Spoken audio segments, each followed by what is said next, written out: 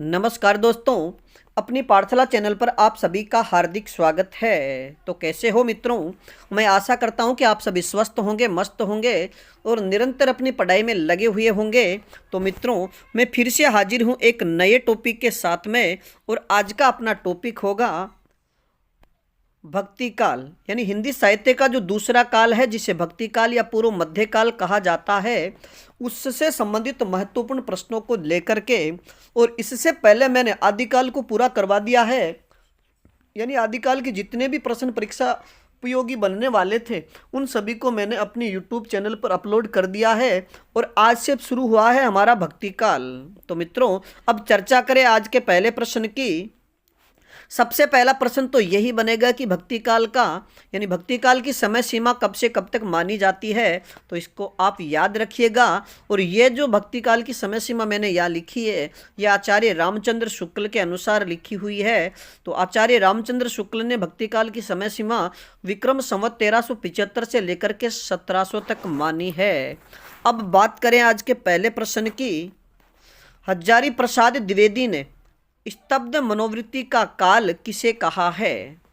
हजारी प्रसाद द्विवेदी ने स्तब्ध मनोवृत्ति का काल किसे कहा है? तो इसका सही उत्तर होगा भक्ति काल को। अब हम चर्चा करें अगले प्रश्न की। भक्ति शब्द का सर्वप्रथम उल्लेख कहाँ मिलता है? भक्ति शब्द का सर्वप्रथम उल्लेख कहाँ मिलता है? तो इसका सही उत्तर होगा श्वेता श्वेतर उपनिषद में। बात करें आज के अगले प्रश्न की।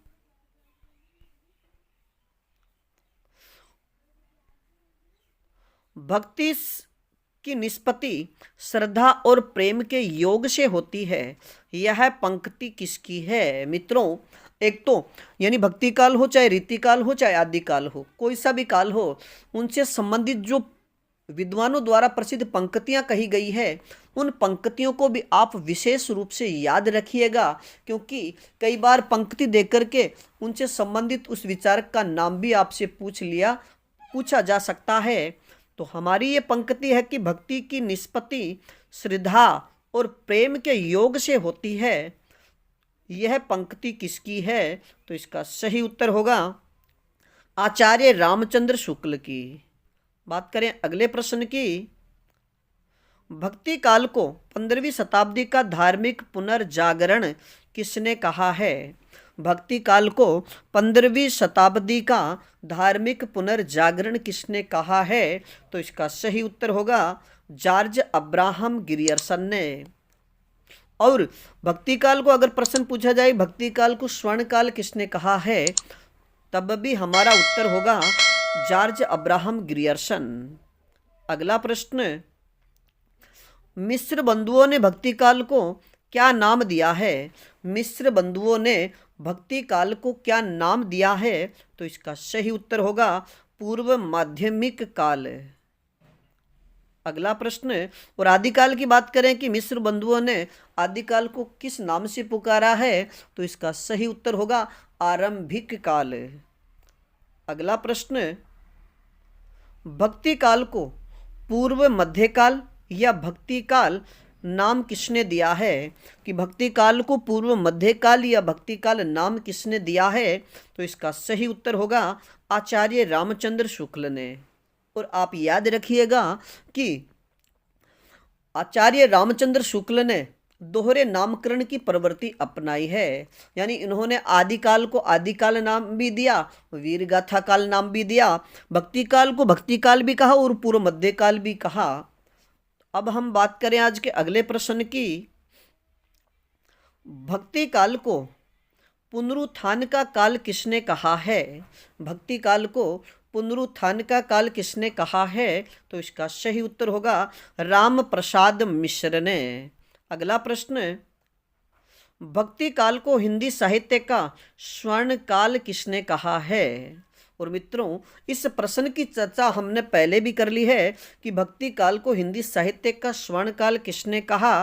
तो इसका सही उत्तर होगा जॉर्ज अब्राहम गिरियर्सन ने। अगला प्रश्न, एक हताश निराश हिंदू जनता की मनोवृत्ति का परिणाम भक्ति है। यह पंक्ति किसकी है? यानी एक हताश निराश हिंदू जनता की मनोवृत्ति का परिणाम ही भक्ति है। यह पंक्ति किसकी है? तो इसका सही उत्तर होगा आचार्य रामचंद्र शुक्ल की। अगला प्रश्न, यदि भारत में इस्लाम न आया होता, ये न नहीं है, न है, यदि भारत में इस्लाम न आया होता तो भी भक्ति का भारत में आना 16 आना वैसा ही होता जैसा कि आज है। यानी हजारी प्रसाद द्विवेदी ने कहा है कि यदि भारत में इस्लाम धर्म नहीं आया होता तब भी जो 16 आना है यानी हिंदू धर्म है या जो भक्ति है ये भारत में उसी प्रकार रहती जैसी आज है। ये पंक्ति किसकी है? तो हजारी प्रसाद द्विवेदी की। अगला प्रश्न, भारत में भक्ति काल का उदय माना जाता है। भारत में भक्ति का उदय कहाँ से माना जाता है? तो इसका सही उत्तर होगा दक्षिण क्षेत्र से, यानी दक्षिण भारत से भक्ति का उदय माना जाता है। और दक्षिण में भी हम बात करें तो ये केरल से इसका उदय माना जाता है। अगला प्रश्न, जॉर्ज ग्रियर्सन एवं मैक्स वेबर ने भक्ति को किसकी देन माना है? यानी जॉर्ज ग्रियर्सन एवं मैक्स वेबर ने भक्ति किसकी देन माना है? तो इसका सही उत्तर होगा ईसाईयत की देन। यानी जॉर्ज ग्रियर्सन और मैक्स वेबर मानते हैं कि ईसाई धर्म के कारण ही, यानी भारत में ईसाई धर्म के कारण ही भक्ति का उदय हुआ है। अगला प्रश्न, भारत में भक्ति अरबों की देन है, ऐसा किसने माना है? कि भारत में भक्ति अरबों की देन है, तो यह किसने माना है? तो इसका सही उत्तर होगा डॉक्टर ताराचंद ने। मित्रों याद रखिएगा कि डॉक्टर ताराचंद ने कहा है कि भारत में अगर अरबों का आगमन नहीं होता तो भक्ति का यानी जो भक्ति काल है इसका उदय नहीं हो पाता। अगला प्रश्न, भारत में यानी उत्तर भारत में भक्ति का प्रचार या प्रसारण करने वाले माने जाते हैं, तो इसका सही उत्तर होगा रामानंद एवं वल्लभाचार्य। यानी उत्तर भारत में भक्ति का प्रचार करने वाले और भक्ति का प्रसार करने वाले रामानंद और वल्लभाचार्य माने जाते हैं। और वैष्णव भक्ति यानी वैष्णव भक्ति का नाम दे दिया होगा, अगर वैष्णव भक्ति नाम देकर के पूछा जाए तब भी सही उत्तर होगा रामानंद और वल्लभाचार्य। अगला प्रश्न, पूर्वोत्तर क्षेत्र यानी असम में भक्ति का प्रचार प्रसार किसने किया? पूर्वोत्तर क्षेत्र में भक्ति का प्रचार प्रसार किसने किया? तो इसका सही उत्तर होगा आचार्य शंकर देव ने। अगला प्रश्न, तमिल भाषा में वैष्णव भक्तों को किस नाम से जाना जाता है?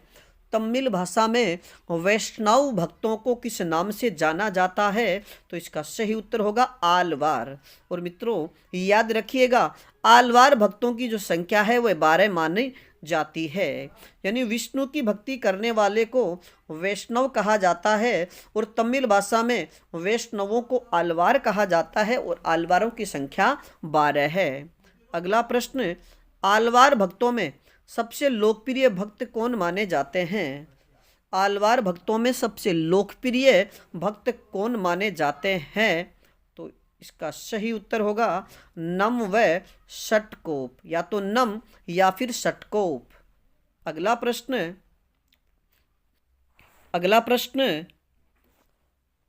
तमिल भाषा में शिव की भक्ति करने वाले या तमिल भाषा में शिव की भक्ति करने वालों को किस नाम से जाना जाता है? तो इसका सही उत्तर होगा नयनवार। मित्रों याद रखिएगा कि तमिल भाषा में शिव की भक्ति करने वाले को यानी शिव की भक्ति करने वालों को शैव कहा जाता है, लेकिन तमिल भाषा में उन्हें क्या कहा जाता है? तो इसका सही उत्तर होगा नयनवार। अगला प्रश्न, आलवार भक्तों को या आलवार भक्तों द्वारा लिखित पदों का संकलन किस ग्रंथ में किया गया है? आलवार भक्तों द्वारा लिखित जितने भी पद है उन पदों का संकलन किस ग्रंथ में किया गया है? तो इसका सही उत्तर होगा दिव्य प्रबंधम, दिव्य प्रबंधनम। अगला प्रश्न, भक्तिकालीन साहित्य की आरंभिक भाषा मानी जाती है। भक्तिकालीन साहित्य की आरंभिक भाषा मानी जाती है, तो इसका सही उत्तर होगा तमिल भाषा। मित्रों याद रखिएगा कि भक्ति का जो उदय है वो दक्षिण भारत यानी केरल में हुआ, और केरल की जो भाषा थी वो तमिल थी, इसलिए भक्ति का आरंभिक यानी भक्तिकालीन साहित्य की आरंभिक भाषा तमिल मानी जाती है। अब हम चर्चा करें अगले प्रश्न की। भागवत पुराण में भक्ति के कितने प्रकार माने गए हैं? भागवत पुराण में भक्ति के कितने प्रकार माने गए हैं? तो इसका सही उत्तर होगा 9 प्रकार। और जो 9 प्रकार की भक्ति होती है उसे नवधा भक्ति कहा जाता है। और नवधा भक्ति की कौन कौन सी है? एक श्रवण, एक कीर्तन, एक स्मरण, पाद सेवन, अर्चन, वंदन, दास्य, सख्य, आत्मनिवेदन या फिर शरणागति। और आप याद रखिएगा कि तुलसीदास की भक्ति की बात करें कि तुलसीदास की भक्ति कैसी थी, तो दास्य भाव की। और सूरदास की भक्ति की हम चर्चा करें तो सूरदास की भक्ति सख्य भाव की थी, यानी प्रारंभ में सूरदास की भक्ति दास्य भाव की, और वल्लभाचार्य का शिष्यत्व ग्रहण करने के बाद उनकी भक्ति सख्य भाव की हो गई थी। अब हम चर्चा करें आज के अगले प्रश्न की। आचार्य रामचंद्र शुक्ल ने भक्ति काव्य का विभाजन किया है। आचार्य रामचंद्र शुक्ल ने भक्ति काव्य का विभाजन कितने भागों में किया है? तो इसका सही उत्तर होगा 2 भागों में। और मित्रों याद रखिएगा कि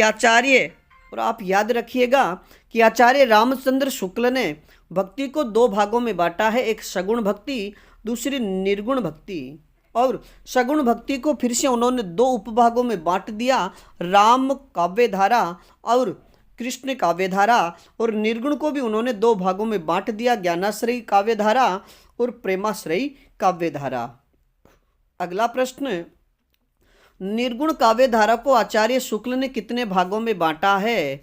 निर्गुण काव्यधारा को आचार्य रामचंद्र शुक्ल ने कितने भागों में बांटा है? तो इसका सही उत्तर होगा 2 भागों में, एक ज्ञानाश्रयी शाखा, दूसरी प्रेमाश्रयी शाखा। और आप याद रखिएगा कि ज्ञानाश्रयी शाखा के प्रसिद्ध कवि की बात करें तो कबीरदास, और प्रेमाश्रयी भक्ति की बात करें तो प्रेमाश्रयी भक्ति के प्रसिद्ध कवि मलिक मोहम्मद जायसी थे। अगला प्रश्न, डॉक्टर नगेंद्र ने भक्ति काल की समय सीमा क्या मानी है? डॉक्टर नगेंद्र ने भक्ति काल की समय सीमा क्या मानी है? तो इसका सही उत्तर होगा 1350 ईस्वी से लेकर के 1650 ईस्वी। अगला प्रश्न, आचार्य रामचंद्र शुक्ल ने भक्ति आंदोलन के उदय का प्रमुख कारण क्या माना है?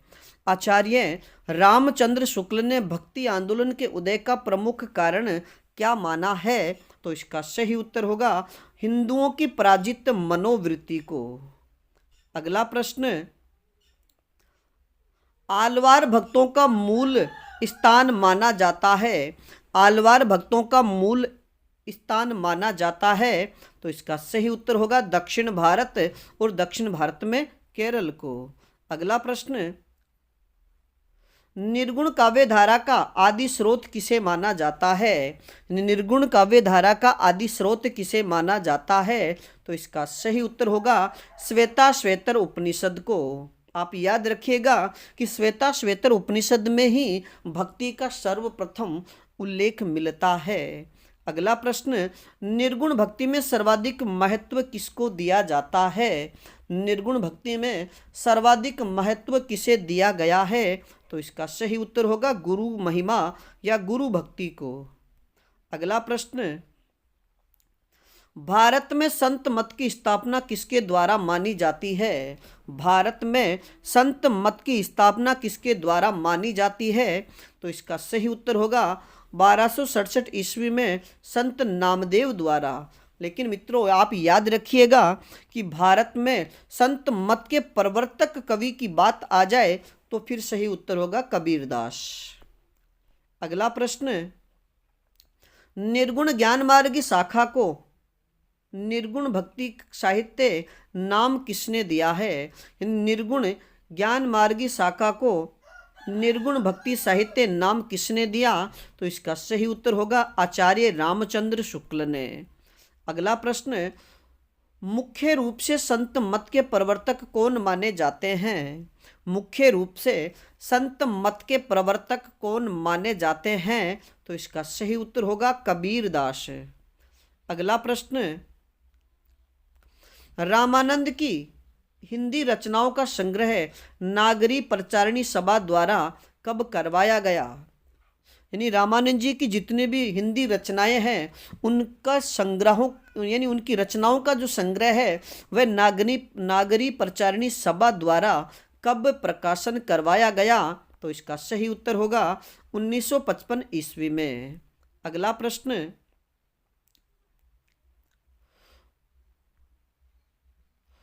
उत्तर भारत में भक्ति का आविर्भाव किसके द्वारा किया गया?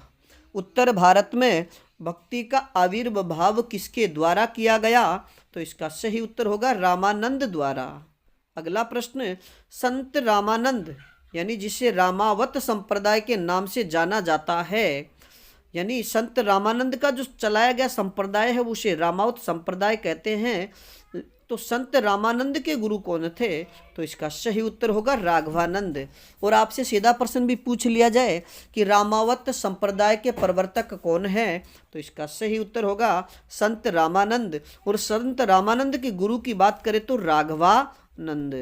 अगला प्रश्न, उलट बांसी लिखने की प्रेरणा मुख्य रूप से यानी उलट बांसी लिखने की प्रेरणा मुख्य रूप से कबीरदास ने कहाँ से ग्रहण की है? उलट बांसी लिखने की प्रेरणा मुख्य रूप से कबीरदास ने कहाँ से ग्रहण की है? तो इसका सही उत्तर होगा सिद्धों और नाथों से। अगला प्रश्न, स्मार्त संप्रदाय के संस्थापक कौन माने जाते हैं? स्मार्त संप्रदाय के संस्थापक कौन माने जाते हैं? तो इसका सही उत्तर होगा शंकराचार्य। और आप याद रखिएगा कि शंकराचार्य द्वारा जो प्रवर्तित या शंकराचार्य द्वारा जिस संप्रदाय की स्थापना की गई यानी जिन्होंने जो संप्रदाय चलाया था तो उसे स्मार्त संप्रदाय कहते हैं। और उन्होंने अद्वैतवाद का मत भी चलाया है।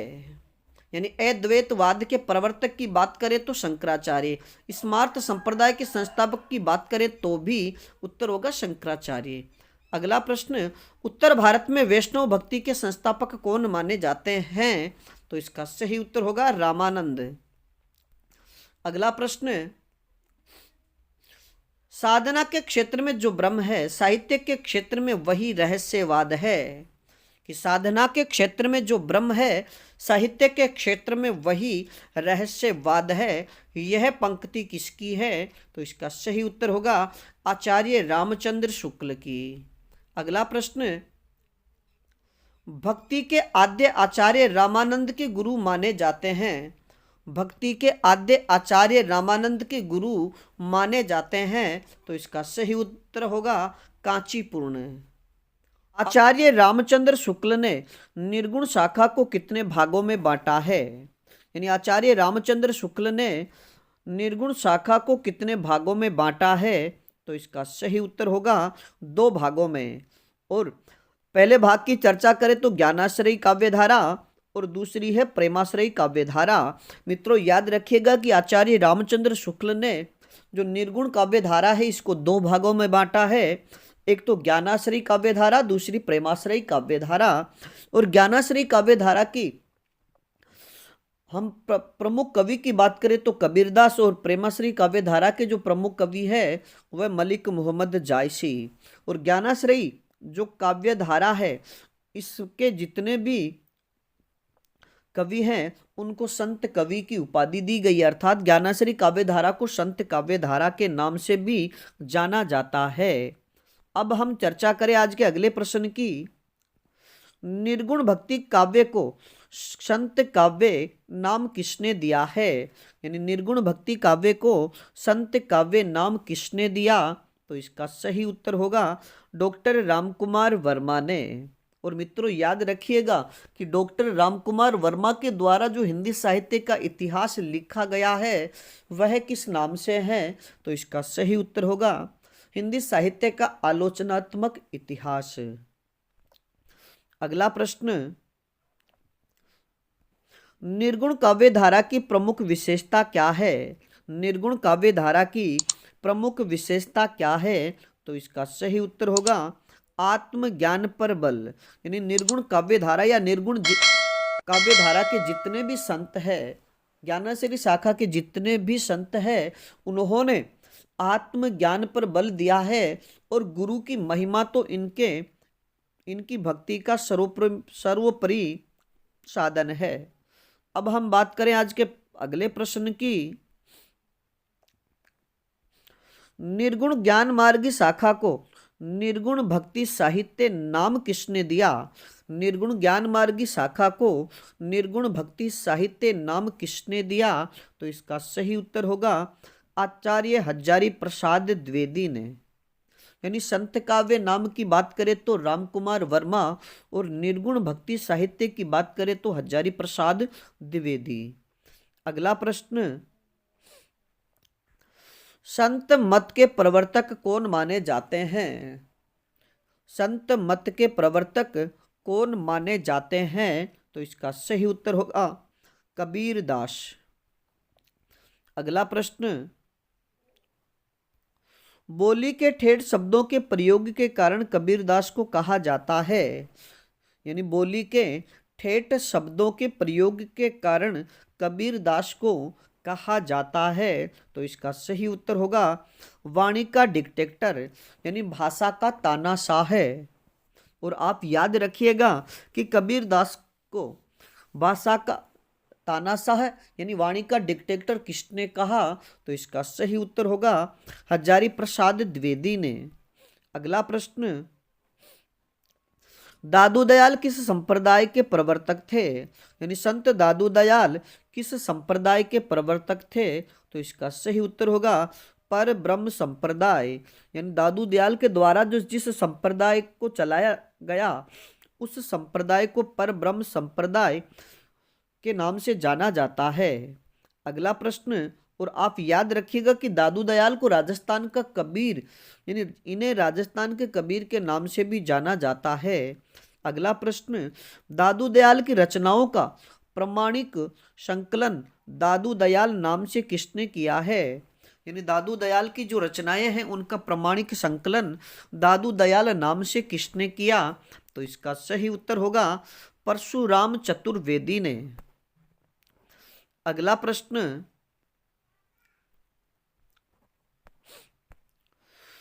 अजगर करे न चाकरी पंछी करे न काम प्रसिद्ध पंक्ति किसकी है? मित्रों यानी भक्ति काल में हम जितने भी संतों द्वारा जो प्रमुख पंक्तियां कही गई है जो ज्यादातर परीक्षाओं में पूछी जाती है उन पंक्तियों की भी चर्चा करेंगे। तो जितनी भी पंक्तियां, ये पंक्ति जैसे अजगर करे न चाकरी पंछी करे न काम, ये पंक्ति ज्यादातर परीक्षाओं में पूछी जाती है। तो ये पंक्ति किसकी है? तो इसका सही उत्तर होगा संत मलूक दास की। यानी पूरी पंक्ति की बात करें कि अजगर करे न चाकरी पंछी करे न काम दास मलूका कहे गए सबके दाता राम। अब हम चर्चा करें आज के अगले प्रश्न की। ज्ञान बोध, रतन खान और ज्ञान परोधी। मित्रों इस परोधी की जगह परोक्षी शब्द भी आपको लिखा हुआ मिल सकता है। तो परोक्षी होगा या परोधी? ज्ञान बोध, रतन खान या ज्ञान परोक्षी प्रमुख रचनाएं किसकी है? तो इसका सही उत्तर होगा संत मलूक दास की। अगला प्रश्न, शंकराचार्य के स्मार्त संप्रदाय में किसकी व्यवस्था की गई है? यानी शंकराचार्य के स्मार्त संप्रदाय में किसकी व्यवस्था की गई है? तो इसका सही उत्तर होगा पंचदेवोपासना। अगला प्रश्न, साधना के क्षेत्र में जो ब्रह्म है, साहित्य के क्षेत्र में वही रहस्यवाद है। यानी साधना के क्षेत्र में जो ब्रह्म है, साहित्य के क्षेत्र में वही रहस्यवाद है। यह पंक्ति किसकी है? तो इसका सही उत्तर होगा आचार्य रामचंद्र शुक्ल की। अगला प्रश्न, प्रच्छन्न बोध, प्रच्छन्न बोध के नाम से किसे जाना जाता है?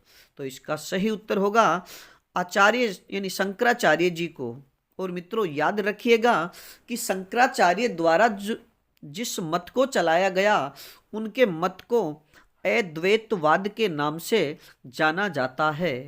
अगला प्रश्न, भक्ति के क्षेत्र से जाति पाति, ऊंच नीच आदि समस्त भेदभाव को समाप्त करने वाले कौन थे? यानी भक्ति के क्षेत्र से जाति पाति, ऊंच नीच आदि समस्त भेदभाव को समाप्त करने वाले कौन थे? तो इसका सही उत्तर होगा रामानंद जी। अगला प्रश्न, कबीर परिचय के रचयिता कौन है? कबीर परिचय के रचयिता कौन है? तो इसका सही उत्तर होगा अनंत दास। अगला प्रश्न, हिंदी का निर्गुण काव्य किस संप्रदाय से प्रभावित माना जाता है? हिंदी का निर्गुण काव्य किस संप्रदाय से प्रभावित माना जाता है? तो इसका सही उत्तर होगा नाथ संप्रदाय से। यानी हिंदी का जो निर्गुण काव्य है वह नाथ और सिद्ध संप्रदाय से प्रभावित माना जाता है, क्योंकि कबीरदास ने जो रहस्यवाद है वह नाथों और सिद्धों से ग्रहण किया है। हम चर्चा करें आज के अगले प्रश्न की। संत काव्य का प्रधान रस कौन सा माना जाता है? यानी संत काव्य धारा का प्रधान रस कौन सा माना जाता है? तो इसका सही उत्तर होगा शांत रस। अगला प्रश्न, नानक दर्शन का सार तत्व किसे कहा जाता है? यानी गुरु नानक का या गुरु नानक के जो दर्शन है उसका सार तत्व किस ग्रंथ को या किस रचना को माना जाता है? तो इसका सही उत्तर होगा नानक की रचना जप्पू जी को। यानी नानक दर्शन का सार तत्व जप्पू जी को माना जाता है। अगला प्रश्न, रामानंद के शिष्यों की संख्या कितनी मानी जाती है?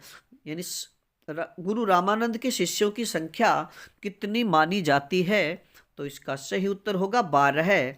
और मित्रों जो गुरु रामानंद के जो 12 शिष्य थे उनमें कबीरदास, सेन भगत, रैदास, संत पीपा, संत धन्ना, संत अनंतानंद, सुखानंद, सुरसरानंद, नरहरियनंद, पद्मावती, भावानंद और सुरसरी, यानी ये संत रामानंद के 12 शिष्य हैं। अगला प्रश्न, संत दास और जगन्नाथ दास ने दादू की रचनाओं का संग्रह किस नाम से किया है? संत दास और जगन्नाथ दास ने दादू की रचनाओं का संग्रह किस नाम से किया है? तो इसका सही उत्तर होगा हरडे वाणी के नाम से। अगला प्रश्न, संत रज्जब दास ने दादू की रचनाओं का संग्रह किस नाम से किया है? यानी संत रज्जब दास ने दादू की रचनाओं का संग्रह किस नाम से किया है? तो इसका सही उत्तर होगा अंगवधु के नाम से।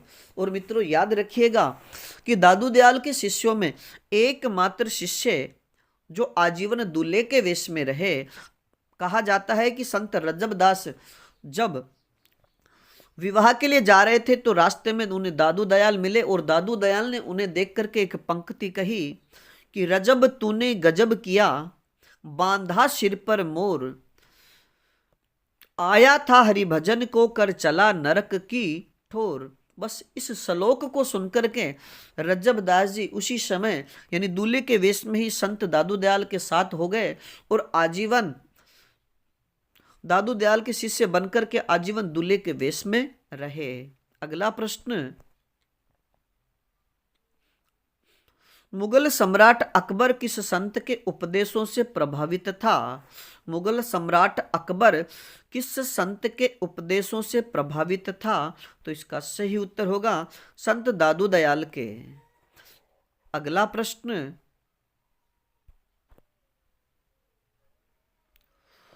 निर्गुण पंथों में सर्वाधिक शिक्षित संत कौन माने जाते हैं? निर्गुण जो पंथ है उस पंथ में सर्वाधिक शिक्षित संत कौन से माने जाते हैं? तो इसका सही उत्तर होगा सुंदरदास। और सबसे बड़ी विशेषता कि सुंदरदास श्रृंगार रस के घोर विरोधी थे। मित्रों, आपको बता दें कि संत दादू दयाल के जो शिष्य हैं उनमें से सुंदरदास उनके प्रमुख शिष्य माने जाते हैं। और ये सबसे शिक्षित संत तो थे ही साथ ये श्रृंगार रस के घोर विरोधी भी थे। अगला प्रश्न, संत जगजीवन दास ने किस संप्रदाय का प्रवर्तन किया है? संत जगजीवन दास ने किस संप्रदाय का प्रवर्तन किया? तो इसका सही उत्तर होगा सत्यनामी संप्रदाय का। अगला प्रश्न, किसके मतानुसार रामानंद दसदा भक्ति के आगार थे? किसके मतानुसार संत रामानंद दसदा भक्ति के आगार थे? तो इसका सही उत्तर होगा नाभादास के अनुसार।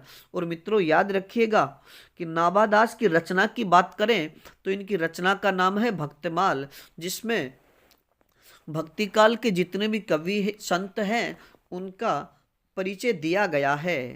अगला प्रश्न, आचार्य रामचंद्र शुक्ल ने कबीर के बीजक की भाषा मानी है। आचार्य रामचंद्र शुक्ल ने कबीर का जो बीजक है उसकी भाषा क्या मानी है?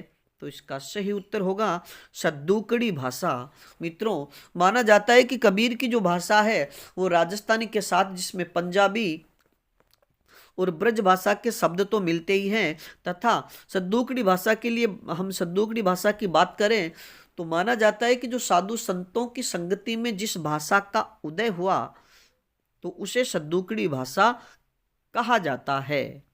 अगला प्रश्न, कबीर को अवधि का प्रथम संत कवि कौन मानते हैं? मित्रों, ये अवधि जो शब्द है इसमें बड़ी की मात्रा आएगी, क्योंकि छोटी अवधि का मतलब होता है समय। तो कबीर को अवधि का यानी अवधि भाषा का प्रथम संत कवि कौन मानते हैं? तो इसका सही उत्तर होगा बाबूराम सक्सेना। अगला प्रश्न, कबीर की रचनाओं का संकलन कबीर ग्रंथावली नाम से किसने किया है? कबीर की रचनाओं का संकलन कबीर ग्रंथावली नाम से किसने किया है? तो इसका सही उत्तर होगा बाबू श्याम सुंदर दास ने। अगला प्रश्न, अब कैसे छूटे राम रट लागी, यानी अब कैसे छूटे राम रट लागी पंक्ति किस कवि की है? तो इसका सही उत्तर होगा संत रविदास की। और संत रविदास को रैदास के नाम से भी जाना जाता है। और ये भक्त कवयित्री यानी कृष्ण भक्त कवयित्री मीराबाई के गुरु थे। अगला प्रश्न, सुंदरदास की रचनाओं का संकलन सुंदर ग्रंथावली नाम से किसने किया है? सुंदरदास की रचनाओं का संकलन सुंदर ग्रंथावली के नाम से किसने किया है? तो इसका सही उत्तर होगा पंडित हरि नारायण शर्मा ने। अगला प्रश्न, ज्ञान समुद्र और सुंदर विलास यानी ज्ञान समुद्र और सुंदर विलास रचनाएं किसकी है? तो इसका सही उत्तर होगा सुंदरदास की। अगला प्रश्न, रज्जब वाणी और सबंगी रचनाएं किस संत की है? रज्जब वाणी और सबंगी रचनाएं किस संत की है? तो इसका सही उत्तर होगा संत रज्जब दास की। अगला प्रश्न, ज्ञान बोध, रतन खान, 12 खड़ी, ध्रुव चरित्र और ज्ञान परोछी रचनाएं किसकी है? ज्ञान बोध, रत्न खान, 12 खड़ी और ध्रुव चरित्र और ज्ञान परोछी रचनाएं किस संत की है? तो इसका सही उत्तर होगा मलूक दास की। मित्रों याद रखिएगा, एक तो ज्ञान बोध और एक ये 12 खड़ी और एक ज्ञान प्रोची रचनाएं ज्यादातर भर्ती जो भी भर्ती परीक्षाएं हैं इनमें ये पूछी ही जाती है। भक्ति के लिए वर्णाश्रम व्यवस्था को व्यर्थ किसने माना? भक्ति के लिए जो वर्णाश्रम व्यवस्था है उसको व्यर्थ किसने माना है? तो इसका सही उत्तर होगा गुरु रामानंद ने। अगला प्रश्न, हिंदी में राम काव्य के प्रणेता स्रोत कौन माने जाते हैं? यानी हिंदी में राम काव्य के जो प्रेरणा स्रोत है वह कौन माने जाते हैं? तो इसका सही उत्तर होगा गुरु रामानंद। अगला प्रश्न, ब्रह्म सूत्रों पर श्री भाष्य यानी ब्रह्म सूत्रों पर श्री भाष्य किसने लिखा? तो इसका सही उत्तर होगा रामानुजाचार्य ने। मित्रों याद रखिएगा कि ब्रह्म सूत्रों पर श्री भाष्य रामानुजाचार्य ने लिखा है। अगला प्रश्न, तुलसीदास के समकालीन राम भक्त कवि माने जाते हैं? यानी तुलसीदास के समकालीन राम भक्त कवि कौन माने जाते हैं? तो इसका सही उत्तर होगा नाभादास। और मित्रों याद रखिएगा कि जो नाभादास है वो अग्रदास के शिष्य हैं। और अग्रदास के विषय में हम चर्चा करें कि जो अग्रदास है वो अग्र अली के नाम से सीता की सखी बनकर के रचना किया करते थे। अब बात करें आज के अगले प्रश्न की, हिंदी का जातीय कवि किसे कहा जाता है? हिंदी का जातीय कवि किसे कहा जाता है? तो इसका सही उत्तर होगा गोस्वामी तुलसीदास को। और मित्रों याद रखिएगा कि तुलसीदास को हिंदी का जातीय कवि रामविलास शर्मा ने कहा है। अगला प्रश्न, भक्ति भावना को ऊंच नीच एवं बाह्य आडंबरों से मुक्त करने का श्रेय किसे जाता है? यानी जो भक्ति भावना है इसको एक तो ऊंच नीच और बाह्य आडंबरों से मुक्त करने का जो कार्य है वो किसने किया या मुक्त करने का श्रेय किसे जाता है? तो इसका सही उत्तर होगा आचार्य रामानंद को। यानी गुरु रामानंद ने भक्ति के मार्ग सभी वर्गों के लिए खोल दिए थे और उन्होंने ऊंच नीच और जो बाह्य आडंबर थे उनको मिटाने के कार्य भी किया। अब बात करें अगले प्रश्न की, अग्र अली नाम से सीता की सखी बनकर काव्य रचना कौन करते थे? यानी अग्र अली नाम से सीता की सखी बनकर काव्य रचना कौन करते थे? तो इसका सही उत्तर होगा स्वामी अग्रदास। अगला प्रश्न, दक्षिण में सर्वप्रथम राम भक्ति का प्रचार प्रसार किसने किया? दक्षिण में सर्वप्रथम राम भक्ति का प्रचार प्रसार किसने किया? तो इसका सही उत्तर होगा आलवार भक्तों ने। और मित्रों आलवार भक्त किन्हें कहते हैं? जो वैष्णव की भक्ति करता है उन्हें आलवार भक्त कहा जाता है। यानी विष्णु की भक्ति करने वालों को वैष्णव और वैष्णवों को दक्षिण भारत में आलवार के नाम से जाना जाता है।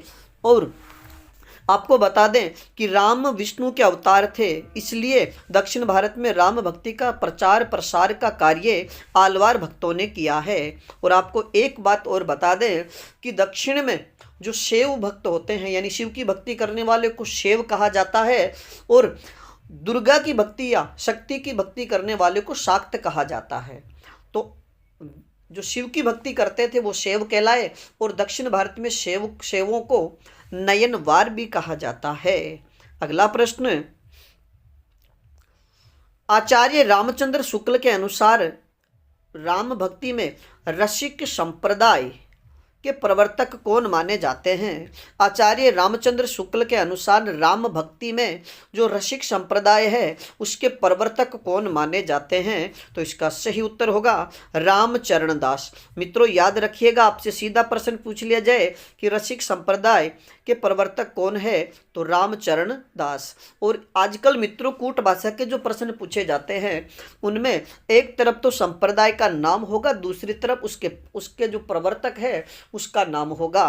तो आपसे अगर सीधा प्रश्न या मिलान वाला प्रश्न पूछ लिया जाए कि निम्नलिखित संप्रदायों को उनके प्रवर्तकों से मिलान कीजिए, या तो ये प्रश्न पूछा जाएगा। तो इसलिए जितने भी संप्रदाय हैं उनके प्रवर्तकों के नाम अच्छे से याद रखिएगा। अब बात करें आज के अगले प्रश्न की। तुलसी से पूर्व यानी तुलसीदास से पूर्व राम कथा का वर्णन कहाँ देखने को मिलता है? यानी गोस्वामी तुलसीदास से पूर्व राम कथा का वर्णन कहाँ देखने को मिलता है? तो इसका सही उत्तर होगा पृथ्वीराज रासो के द्वितीय समय में। मित्रों याद रखिएगा कि जो पृथ्वीराज रासो है यानी चंद्रबरदाई द्वारा रचित रचना पृथ्वीराज रासो का जो दूसरा समय है, यानी पृथ्वीराज रासो के कुल समय की बात करें तो इसमें 69 समय है, और दूसरा जो समय है उसमें राम कथा का वर्णन किया गया है। और मित्रों यानी हम तुलसीदास यानी राम भक्ति शाखा के जो प्रसिद्ध कवि तुलसीदास है, तुलसीदास के जीवन परिचय और उनकी प्रमुख रचनाओं और रचनाओं में कितने छंद है, कितने कांड है, कौन सी भाषा में कौन सी रचना है, ये क्लास भी आपके लिए जल्द ही लेकर आने वाले हैं। इसलिए तुलसीदास के विषय में हम यहाँ पर ज़्यादा चर्चा नहीं करेंगे, क्योंकि तुलसीदास के जीवन पर एक अलग से ही आपके लिए क्लास बना देंगे। अब बात करें आज के अगले प्रश्न की। रामानंद ने विष्णु और लक्ष्मी के स्थान पर किसकी उपासना का प्रचलन किया?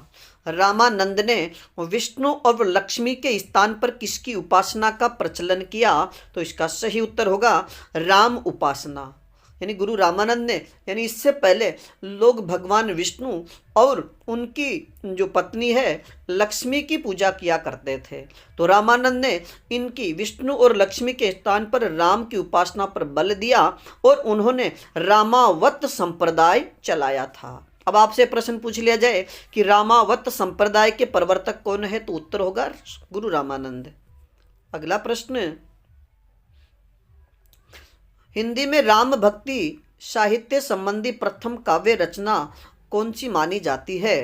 हिंदी में राम भक्ति साहित्य संबंधी प्रथम रचना या प्रथम काव्य रचना कौन सी मानी जाती है? तो इसका सही उत्तर होगा राम रक्षा स्रोत। और मित्रों याद रखिएगा कि जो राम रक्षा स्रोत है इसकी रचना गुरु रामानंद ने की थी। अगला प्रश्न, किस शाखा के भक्त अपने को सीता की सखी के रूप में प्रस्तुत होकर भक्ति करता है?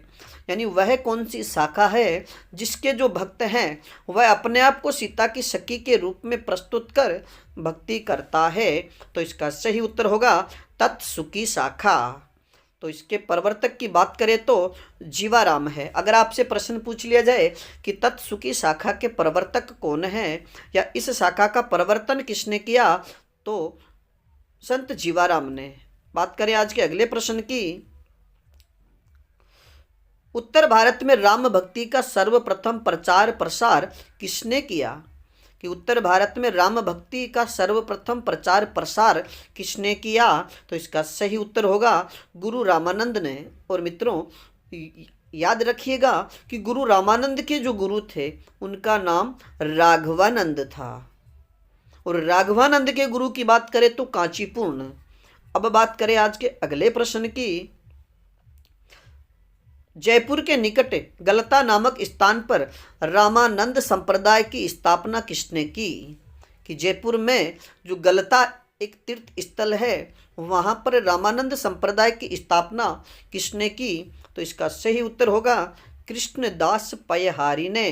और मित्रों याद रखिएगा कि जो रामानंदी संप्रदाय है उसी से संबंधित एक तोताद्री संप्रदाय यानी कृष्णदास पयहारी ने तोताद्री संप्रदाय की स्थापना की, जो रामानंदी संप्रदाय से संबंधित है।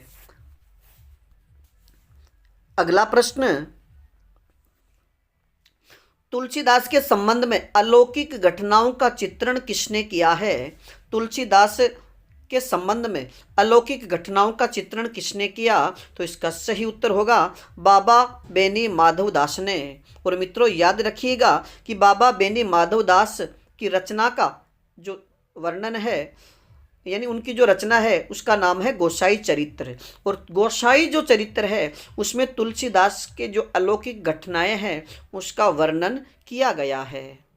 या आपसे प्रश्न पूछा जाए कि गोसाई चरित्र के रचयिता बाबा बेनी माधव दास। गोसाई चरित्र में किसके जीवन चरित्र या किसके जीवन के विषय में रचनाएं हैं, तो तुलसीदास। अगला प्रश्न, राम काव्य धारा की सर्व प्रमुख भाषा कौन सी है?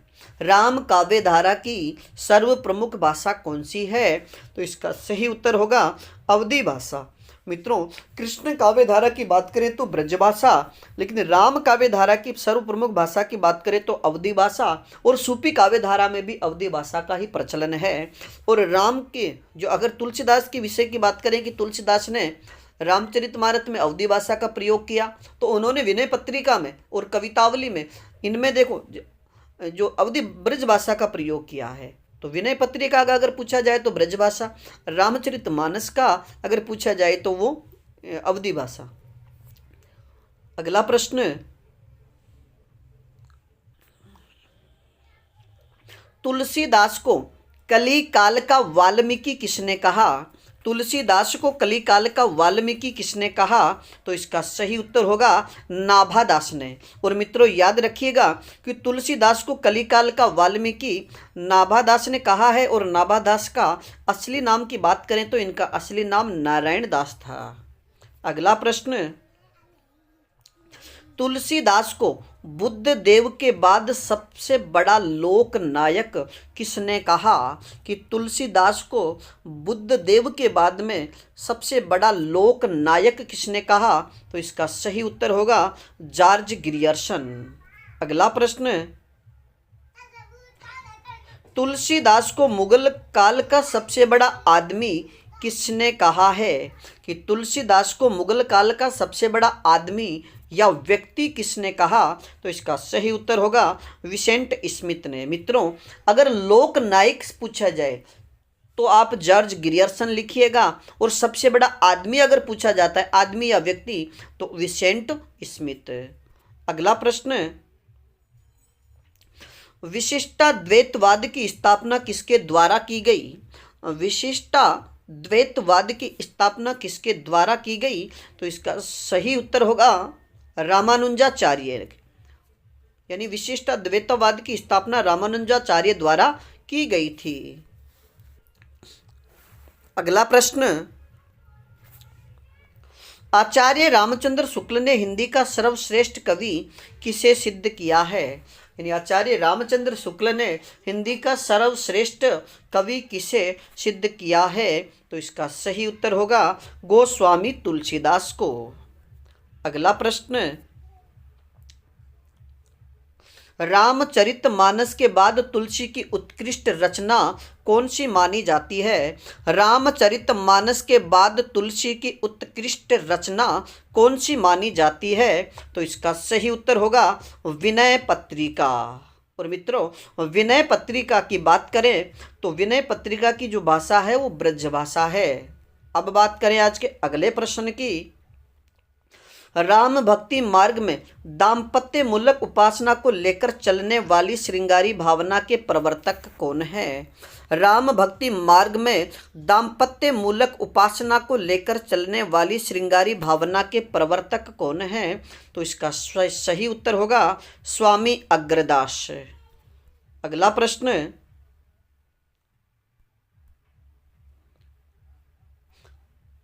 राम भक्ति में स्वसुखी शाखा के प्रवर्तक कौन है?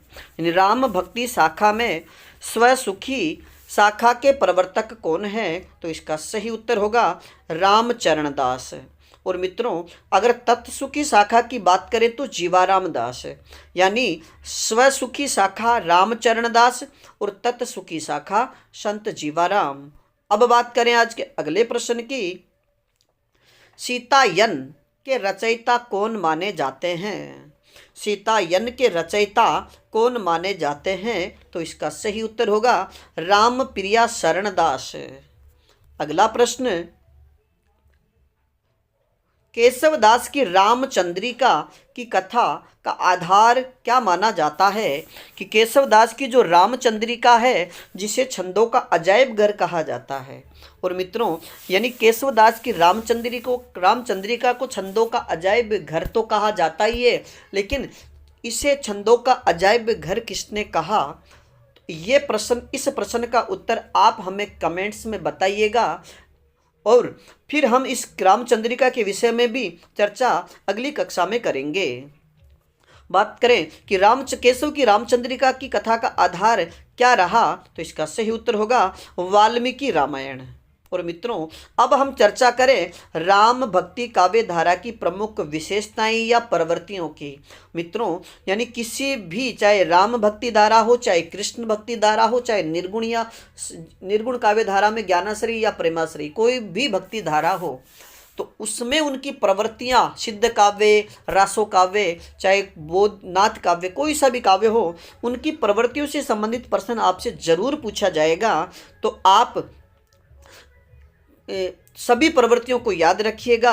और आज की कक्षा का जो अंतिम प्रश्न है वह है राम भक्ति काव्य धारा की प्रमुख विशेषताएं या फिर उनकी प्रवृत्तियां। तो मित्रों, इन प्रवृत्तियों को आप अच्छे से याद रखिएगा। सबसे पहले प्रवृत्ति की बात करें, राम के सगुण रूप की भक्ति, यानी राम भक्ति काव्य में राम का जो सगुण रूप है उसकी भक्ति की गई है।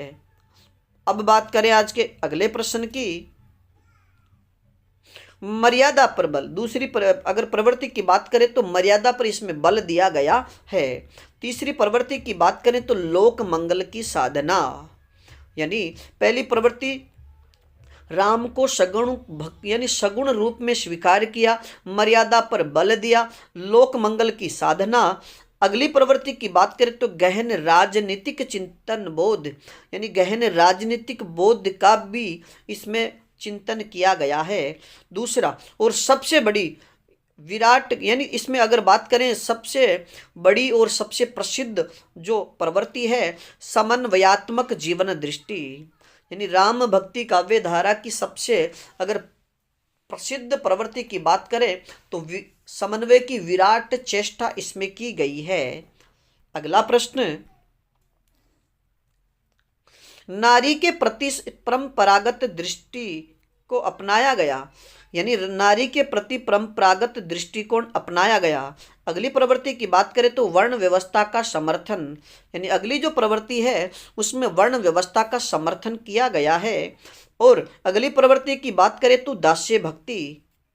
और मित्रों, अब बात करें राम भक्ति शाखा से संबंधित अगली प्रवृत्ति युगीन समस्याओं का निरूपण, यानी उस समय में जो भी समस्याएं थी उनका भी उनमें रेखांकन किया गया है और उन समस्याओं से निपटने का भी उपाय यहाँ पर बताया गया है। अगली प्रवृत्ति की बात करें तो प्रकृति के अनेक रूपों का चित्रण इसमें किया गया है। अगली प्रवृत्ति राम के सगुण साकार रूप की अर्चना, यह हमने पहले पढ़ ली है। नीति एवं उपदेश की प्रधानता, यानी राम भक्ति काव्य में नीति एवं उपदेश की प्रधानता भी रही है। और अब अंतिम प्रवृत्ति की बात करें तो सद्भाव और सात्विकता का संदेश। हिंदी में भक्तमाल परंपरा का सूत्रपात किसने किया? हिंदी में भक्तमाल परंपरा का सूत्रपात किसने किया? तो इसका सही उत्तर होगा नाभादास ने।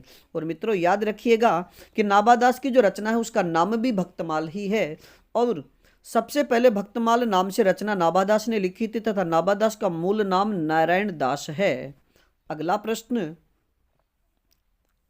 नाभादास की प्रसिद्ध रचना कौन सी है? नाभादास की प्रसिद्ध रचना कौन सी है? तो इसका सही उत्तर होगा भक्तमाल। और मित्रों, याद रखिएगा कि भक्तमाल की जो रचना है वो 1596 ईस्वी में की गई थी और एक इनकी रचना का नाम अष्टयाम भी है। अगला प्रश्न, भक्तमाल में कितने कवियों का वर्णन किया गया है? भक्तमाल में कितने भक्त कवियों का वर्णन किया गया है? तो इसका सही उत्तर होगा 200 कवियों का।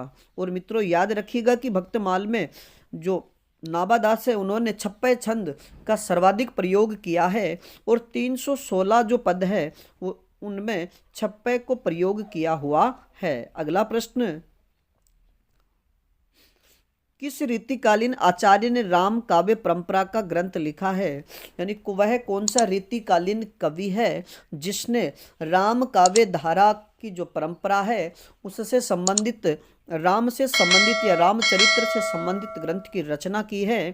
तो इसका सही उत्तर होगा आचार्य केशवदास। और आचार्य केशवदास की जो राम परंपरा से संबंधित रचना है उसका नाम है रामचंद्रिका। और मित्रों, रामचंद्रिका में यानी रामचंद्रिका को छंदों का अजायब घर भी कहा जाता है। और रामचंद्रिका को छंदों का अजायब घर राम स्वरूप चतुर्वेदी ने कहा है। अगला प्रश्न, रीतिकालीन कवि सेनापति ने किस रचना में रामचरित्र का वर्णन किया है?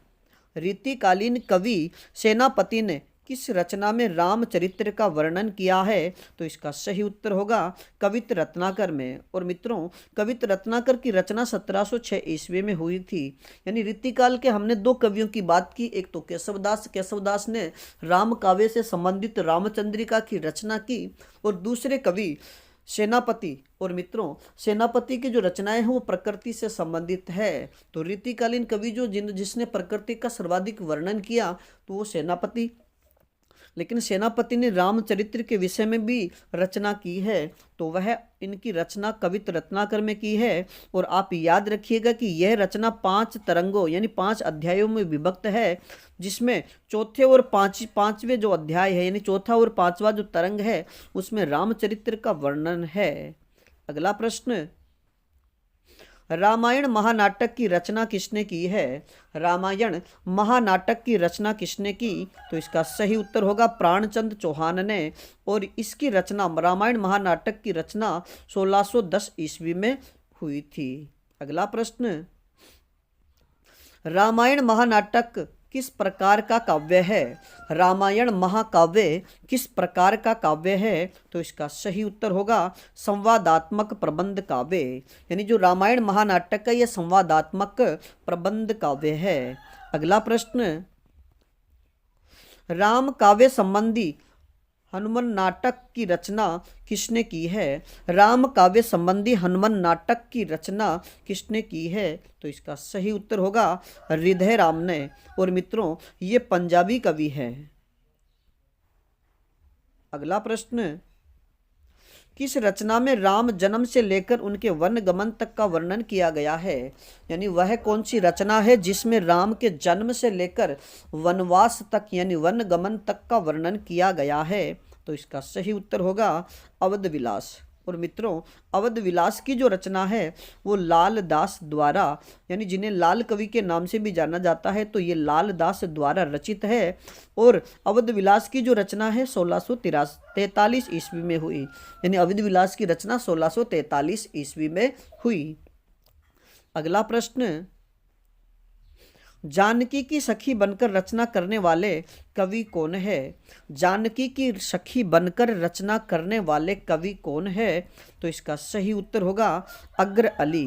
मित्रों, यानी सीता को अपनी सहेली यानी सखी मान करके रचना करने वाले कवि अग्र अली हैं, जिन्होंने यानी अग्रदास है और जिन्होंने अग्र अली के नाम से रचनाएं की है। और मित्रों, याद रखिएगा कि ये कृष्णदास पयहारी के शिष्य थे। अगला प्रश्न, ईश्वरदास की राम कथा से संबंधित रचना कौन सी है? यानी ईश्वरदास कृत वह रचना कौन सी है जो राम कथा से संबंधित है? तो इसका सही उत्तर होगा भरत मिलाप। मित्रों, भरत मिलाप के रचयिता ईश्वरदास है, जिसमें राम कथा का वर्णन है।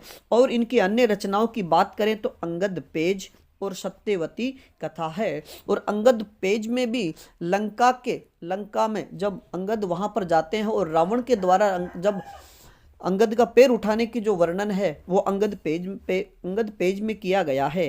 अगला प्रश्न, राम काव्य परंपरा की प्रौढ़ कृति पौरुषेय रामायण के रचयिता कौन है? राम काव्य परंपरा की प्रौढ़ कृति पौरुषेय रामायण के रचयिता कौन है? तो इसका सही उत्तर होगा नरहरि भट्ट। अगला प्रश्न, सिद्धांत पंचमात्रा की रचना किसके द्वारा की गई है? सिद्धांत पंचमात्रा की रचना किसके द्वारा की गई है? तो इसका सही उत्तर होगा राघवानंद द्वारा। और मित्रों, राघवानंद की हम बात करें तो राघवानंद ये रामानंद के गुरु थे। और आपके लिए एक अलग से क्लास हम बना देंगे जिसमें गुरु शिष्य परंपरा से संबंधित सारे गुरु और उनके शिष्य आ जाएंगे, और संप्रदाय और संप्रदायों के प्रवर्तक की भी आपके सामने एक कक्षा जरूर लेकर आएंगे। तो मित्रों, बात करें अगले प्रश्न की। राम रासो और अध्यात्म रामायण की रचना किसने की है? राम रासो और अध्यात्म रामायण की रचना किसने की? तो इसका सही उत्तर होगा माधवदास चारण ने। अगला प्रश्न, रामचरितमानस के प्रथम टीकाकार कौन थे?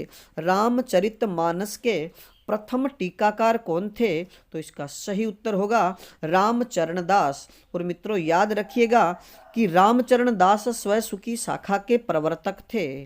अगला प्रश्न, ब्रज भाषा में रचित राम कथा गोविंद रामायण के रचयिता कौन है? ब्रज भाषा में रचित राम कथा जिसका नाम है गोविंद रामायण के रचयिता कौन है? तो इसका सही उत्तर होगा गुरु गोविंद सिंह। और मित्रों, याद रखिएगा कि गुरु गोविंद सिंह की एक प्रसिद्ध रचना चंडी चरित्र भी है। अगला प्रश्न, लोटा तुलसीदास को लाख टका को मोल, लोटा तुलसीदास को लाख टका को मोल, यह पंक्ति किसकी है? तो इसका सही उत्तर होगा कवि होलराय की। अगला प्रश्न, राम के दरबार में भेजने के लिए तुलसीदास ने किस ग्रंथ की रचना की? यानी राम के दरबार में हनुमान जी के हाथों राम के दरबार में भेजने के लिए किस ग्रंथ की रचना की? तो इसका सही उत्तर होगा विनय पत्रिका। यानी हनुमान जी को इन्होंने आधार मान करके और भगवान राम के चरणों में समर्पित एक रचना लिखी है जिसका नाम है विनय पत्रिका। और मित्रों, याद रखिएगा कि विनय पत्रिका में 279 पद है और विनय पत्रिका ब्रज भाषा में लिखी हुई रचना है। और बात करें अगले प्रश्न की।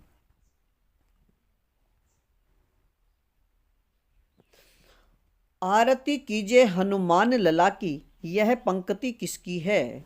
आरती कीजिए हनुमान लला की, यह पंक्ति किसकी है? तो इसका सही उत्तर होगा रामानंद की। अगला प्रश्न,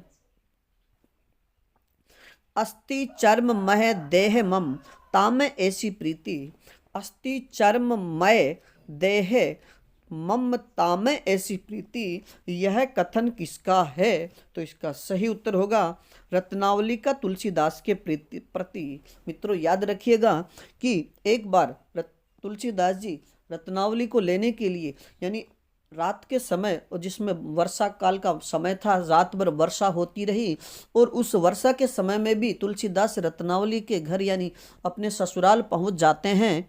उस समय रत्नावली ने यह शब्द कहा था कि अस्थि चर्म में देह, यानी मेरा जो हार्ड मांस का शरीर है, ताम ऐसी प्रीति, यानी इस पर उससे तुमने इतना प्रेम किया। अगर इतना प्रेम भगवान श्री राम से करते तो तुम्हारा इस संसार से उदार हो जाता। तो मित्रों, उसी दिन से तुलसीदास वहाँ से आ गए और राम भक्ति में लग गए थे और एक महाकवि बनकर के उभरे। तो बात करें आज के अगले प्रश्न की। तुलसीदास की गीतावली किस कवि की रचना से प्रभावित है? तुलसीदास की जो गीतावली है वह किस कवि की रचना से प्रभावित है? तो इसका सही उत्तर होगा सूरदास की रचना से। अगला प्रश्न, रामानंद वर्णाश्रम व्यवस्था को समाज के लिए स्वीकार करते थे किंतु उपासना के क्षेत्र में नहीं, यह किसने माना है? यानी स्वामी रामानंद के विषय में ये किसने लिखा कि रामानंद वर्णाश्रम व्यवस्था को समाज के लिए तो स्वीकार करते थे, यानी समाज के सही संचालन के लिए वर्ण व्यवस्था होना जरूरी है, लेकिन उपासना के क्षेत्र में वर्ण व्यवस्था का होना जरूरी नहीं, यह किसने माना है? तो इसका सही उत्तर होगा आचार्य रामचंद्र शुक्ल ने। अगला प्रश्न, ज्ञान भक्ति का विशुद्ध विवेचन रामचरितमानस के किस कांड में हुआ है? यानी तुलसीदास से रचित रामचरितमानस जो अवधी भाषा का महाकाव्य है और इसमें इसके जो 7 कांड है, उन कांडों में से वह कौन सा कांड है जिसमें ज्ञान भक्ति का विशुद्ध विवेचन किया गया है? तो इसका सही उत्तर होगा रामचरितमानस। अगला प्रश्न, राम के बाल रूप की झांकी किस ग्रंथ में सर्वाधिक है? राम के बाल रूप की झांकी किस ग्रंथ में सर्वाधिक है? तो इसका सही उत्तर होगा कवितावली में। अगला प्रश्न, केशव कही न जाय का कहिए, केशव कही न जाय का कहिए, यह पंक्ति किस कवि की है? तो इसका सही उत्तर होगा तुलसीदास की। अगला प्रश्न, तुलसीदास किस दार्शनिक मत के भक्त कवि थे? तुलसीदास किस दार्शनिक मत के भक्त कवि थे? तो इसका सही उत्तर होगा विशिष्टाद्वैतवाद। और मित्रों याद रखिएगा कि विशिष्टाद्वैतवाद का प्रवर्तन रामानुज ने किया था। अगला प्रश्न, राम भक्ति शाखा के अंतर्गत वैरागी दल का गठन किसने किया? राम भक्ति शाखा के अंतर्गत वैरागी दल का गठन किसने किया? तो इसका सही उत्तर होगा गुरु रामानंद ने। अगला प्रश्न, कली कुटिल जीव विस्तार हित वाल्मीकि तुलसी भयो, यानी कवि कुटिल जीव विस्तार हित वाल्मीकि तुलसी भयो पंक्ति किस कवि की है? तो इसका सही उत्तर होगा नाभादास की। अगला प्रश्न, निम्बार्क संप्रदाय के किस कवि ने रघुनाथ चरित की रचना की है? निम्बार्क संप्रदाय के किस कवि ने रघुनाथ चरित्र की रचना की है? तो इसका सही उत्तर होगा परशुराम देव ने। अगला प्रश्न, गुरुमुखी लिपि में रामायण की रचना किस कवि ने की है? गुरुमुखी लिपि में रामायण की रचना किस कवि ने की है? तो इसका सही उत्तर होगा कपूर चंद त्रिखा ने। अगला प्रश्न, हरि तुम बहुत अनुग्रह कीनो, हरि तुम बहुत अनुग्रह कीनो, यह पद किस कवि का है? तो इसका सही उत्तर होगा तुलसीदास का। अगला प्रश्न, बांग्ला भाषा में रचित रामायण के रचयिता कौन है? बांग्ला भाषा में रचित रामायण के रचयिता कौन है? तो इसका सही उत्तर होगा कृतिवास। अगला प्रश्न, तुलसीदास का कौन सा ग्रंथ है, यानी तुलसीकृत वह कौन सा ग्रंथ है जो उन्होंने गंभीर बीमारी से मुक्त्यार्थ रचा था? यानी तुलसीदास द्वारा लिखा हुआ वह कौन सा ग्रंथ है जिसे तुलसीदास ने गंभीर बीमारी से मुक्त होने के लिए किया था? तो इसका सही उत्तर होगा हनुमान बाहुक। अगला प्रश्न, किस रचना में तुलसीदास ने ज्योतिष ज्ञान का परिचय मिलता है? यानी तुलसीदास की वह रचना कौन सी है जिसमें ज्योतिष ज्ञान का परिचय मिलता है? तो इसका सही उत्तर होगा रामाज्ञा प्रश्न। अगला प्रश्न, गोरख जगायो जोग भक्ति भगायो लोग, गोरख जगायो जोग और भक्ति भगायो लोग, ये पंक्ति किसकी है? तो इसका सही उत्तर होगा गोस्वामी तुलसीदास की। अगला प्रश्न, 252 वैष्णव की वार्ता के रचनाकार कौन है? 252 वैष्णव की वार्ता के रचनाकार कौन है? तो इसका सही उत्तर होगा गोकुलदास। कृष्ण भक्ति को शास्त्रीय आधार प्रदान करने का सर्वप्रथम प्रयास किसने किया? यानी कृष्ण भक्ति को शास्त्रीय आधार प्रदान करने का प्रयत्न किसने किया? तो इसका सही उत्तर होगा जीव गोस्वामी ने। अगला प्रश्न, कृष्ण भक्ति को साहित्य शास्त्र के रस परिपाटी पर स्थापित करने का कार्य किसने किया? यानी कृष्ण भक्ति को जो साहित्य शास्त्र है उसकी जो रस परिपाटी है उसके आधार पर स्थापित करने का कार्य किसने किया? तो इसका सही उत्तर होगा शेष सनातन, यानी सनातन गोस्वामी के द्वारा। अगला प्रश्न, विशुद्ध यानी विद्यापति को शुद्ध श्रृंगारी कवि किसने माना है? यानी कृष्ण भक्त कवि विद्यापति को शुद्ध श्रृंगारी कवि किसने माना? तो इसका सही उत्तर होगा आचार्य रामचंद्र शुक्ल और रामकुमार वर्मा ने। अगला प्रश्न, राधा वल्लभ संप्रदाय में किसे प्रमुखता दी गई है? राधा वल्लभ संप्रदाय में किसे प्रमुखता दी गई है? तो इसका सही उत्तर होगा राधा को। और मित्रों याद रखिएगा कि जो राधा वल्लभ संप्रदाय है इसके प्रवर्तक की बात करें तो हित हरिवंश है, यानी राधा वल्लभ संप्रदाय के प्रवर्तक हित हरिवंश है। अगला प्रश्न, सूरदास ने वात्सल्य और माधुर्य भाव की रचना किसकी प्रेरणा से शुरू की है? सूरदास ने वात्सल्य और माधुर्य भाव की जो रचना है वह किसकी प्रेरणा से शुरू की? तो इसका सही उत्तर होगा वल्लभाचार्य की प्रेरणा से। मित्रों याद रखिएगा कि सूरदास ने जब तक ये वल्लभाचार्य जी से नहीं मिले थे उससे पहले ये दास्य भाव की भक्ति करते थे, और ये वल्लभाचार्य से मिलने के बाद में इनकी जो भक्ति है वो दास्य से सख्य भाव में परिवर्तित हो जाती है। यानी वल्लभाचार्य के शिष्य बनने के बाद ये सख्य भाव की भक्ति करने लगे थे। अगला प्रश्न, सूरदास ने सूरसागर की रचना किसके आधार पर की है? सूरदास ने सूरसागर की रचना किसके आधार पर की? तो इसका सही उत्तर होगा भागवत के 12 स्कंद के आधार पर। यानी आपसे अगर प्रश्न भी पूछा जाए कि सूरसागर की प्रेरणा स्रोत कौन सा ग्रंथ रहा, तो भागवत का 12 स्कंद। अगला प्रश्न,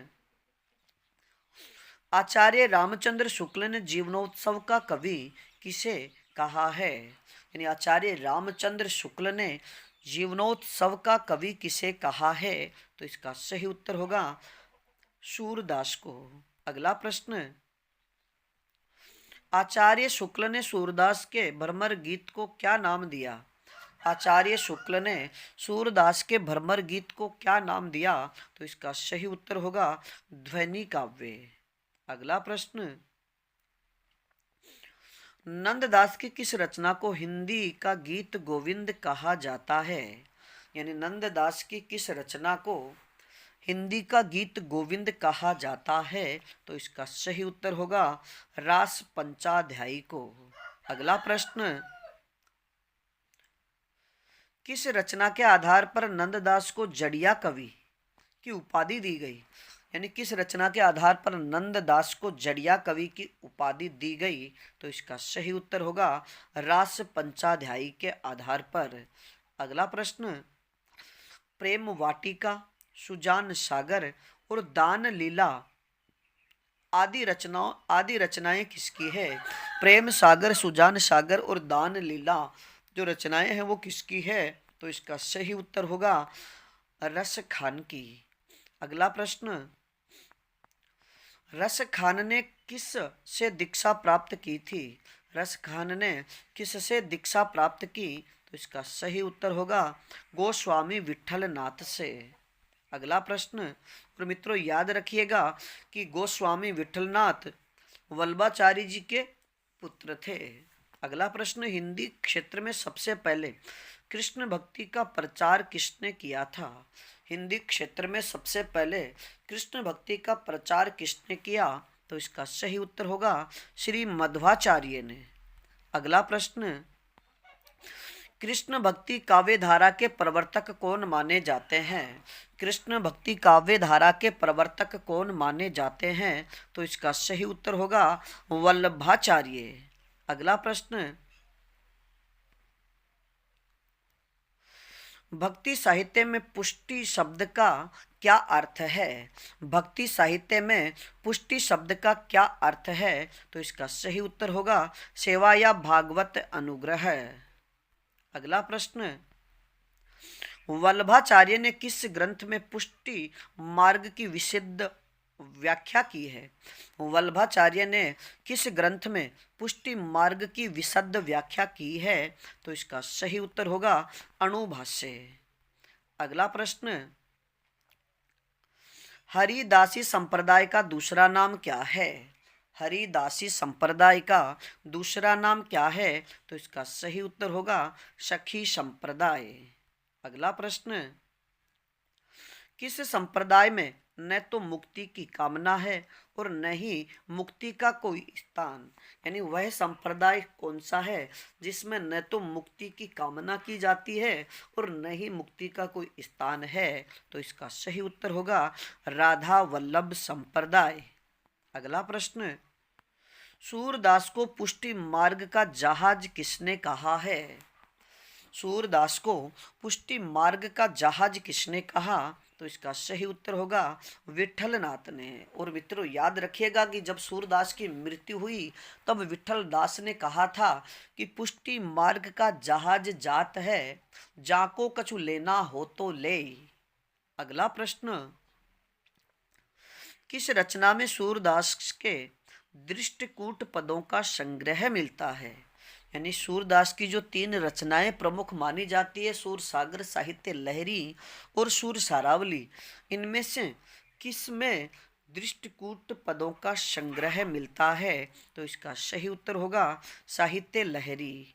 अगला प्रश्न, सूर सागर की रचना कितने स्कंदों में हुई है? सूर सागर की रचना कितने स्कंधों में हुई है? तो इसका सही उत्तर होगा 12 स्कंदों में। अगला प्रश्न, ब्रज भाषा को साहित्यिक रूप देने वाले प्रथम कवि कौन है? ब्रज भाषा को साहित्यिक रूप देने वाले प्रथम कवि कौन है? तो इसका सही उत्तर होगा सूरदास। अगला प्रश्न, अष्टछाप की स्थापना किसके द्वारा की गई? अष्टछाप की स्थापना किसके द्वारा की गई? तो इसका सही उत्तर होगा विठल नाथ द्वारा 1565 ईस्वी में। अगला प्रश्न, अष्टछाप में सबसे वरिष्ठ और कनिष्ठ कवि कौन माने जाते हैं? यानी अष्टछाप के सबसे वरिष्ठ और कनिष्ठ कवि कौन थे? तो इसका सही उत्तर होगा वरिष्ठ कवि सूरदास, वरिष्ठ कवि कुंभनदास और कनिष्ठ कवि नंददास। मित्रों याद रखिएगा कि अष्टछाप के सबसे वरिष्ठ जो कवि है वो कुंभनदास है और सबसे कनिष्ठ कवि नंददास है। अगला प्रश्न,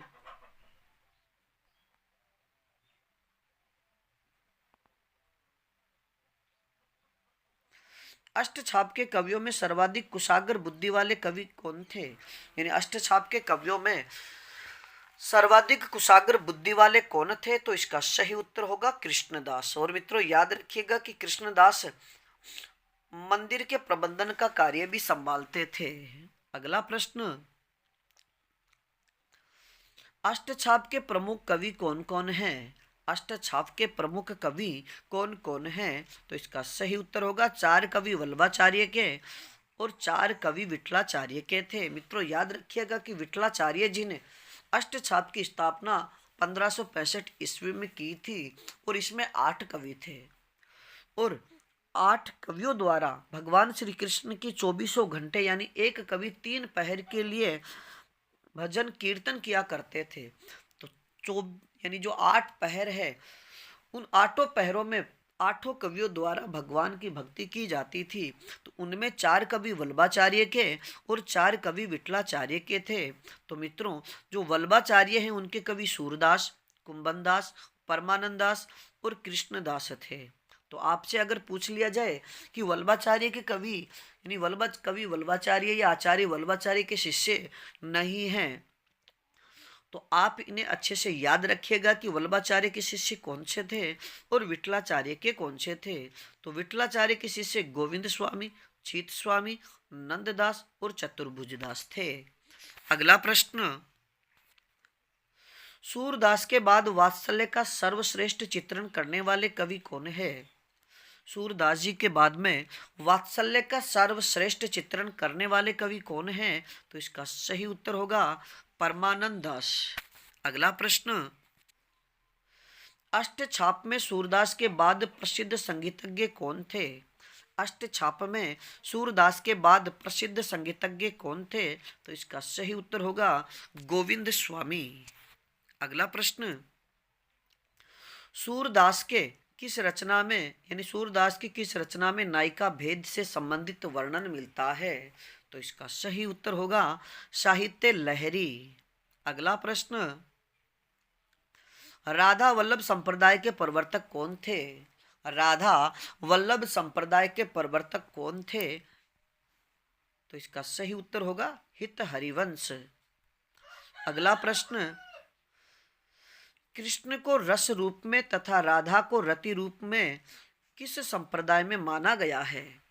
यानी वह संप्रदाय कौन सा है जिसमें कृष्ण को रस रूप में और राधा को रति रूप में स्वीकार किया गया है? तो इसका सही उत्तर होगा वैष्णव सहजिया संप्रदाय। अगला प्रश्न, चैतन्य महाप्रभु ने कौन सा संप्रदाय चलाया था? चैतन्य महाप्रभु ने कौन सा संप्रदाय चलाया था? तो इसका सही उत्तर होगा गौड़ीय संप्रदाय। और मित्रों, अगर चैतन्य महाप्रभु के द्वारा जो दार्शनिक मत चलाया गया था उसका नाम है अचिंत्य भेदाभेद। अगला प्रश्न,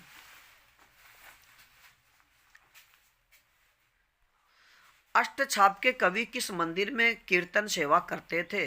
अष्टछाप के कवि किस मंदिर में कीर्तन सेवा करते थे? तो इसका सही उत्तर होगा श्रीनाथ जी के मंदिर में। अगला प्रश्न, राजस्थान के सलेमाबाद में किस संप्रदाय की गद्दी है?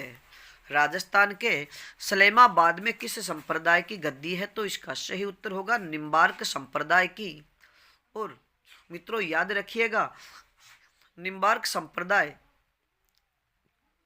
की जो अगर प्रसिद्ध रचना की बात करें या इन्हें किस नाम से भी जाना जाता था, निम्बार्क संप्रदाय को यानी सनक संप्रदाय के नाम से भी जाना जाता है और इन्हें प्रपन्न कल्पावली जो है इनकी प्रसिद्ध रचना मानी जाती है। अगला प्रश्न, गोकुल सबे गोपाल उपासी, गोकुल सबे गोपाल उपासी यह पद किसका है? तो इसका सही उत्तर होगा सूरदास जी का। अगला प्रश्न, सूर सागर किसी चली आती हुई गीत काव्य परंपरा का, चाहे वह मौखिक रही हो, पूर्ण विकास सा प्रतीत होता है। यानी सूर सागर किसी चली आती हुई गीत काव्य परंपरा का, चाहे वह मौखिक ही रही हो, पूर्ण विकास सा प्रतीत होता है। यह कथन किसका है? तो इसका सही उत्तर होगा आचार्य रामचंद्र शुक्ल का। अगला प्रश्न,